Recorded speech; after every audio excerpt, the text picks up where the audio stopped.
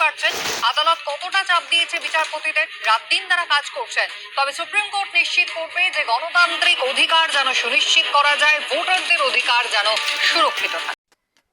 স্কুলের সামান্য কিছু কাজ মিটিয়ে দিনের শুরুতে বা দিনের শেষে কিছুটা করে এসআইআর এর কাজ করতে বলা হয়েছিল বিএলওদের। তাই তাদের ধর্ণা আন্দোলন, অনেক বিএলও নাকি চাপের মধ্যে সুইসাইড করেছে, এত চাপ হয়ে যাচ্ছিল। এখন যে জুডিশিয়ার মাননীয় বিচারপতিরা করছে জুডিশিয়ারের কাজগুলো এসআইআর এর, তাদের চাপটা এবার চিন্তা করুন। আমরা বাংলায় একটা প্রবাদ বাক্য আছে, মরারও টাইম নেই। তো এখন জুডিশিয়ারদের সেই পরিস্থিতি, তারা কোনো রাস্তায় নেমে কিন্তু ধর্ণা করার টাইম পাচ্ছে না।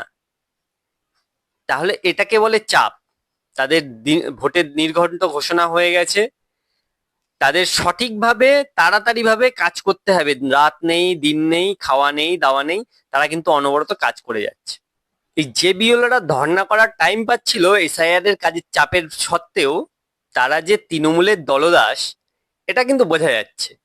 আর বাংলায় এত মানুষের যে হয়রানি হয়েছে বা হচ্ছে, তার কারণটাও কিন্তু এই বিএলওরাই।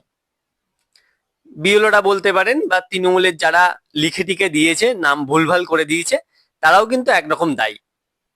এবার বিচার করবেন আপনারা।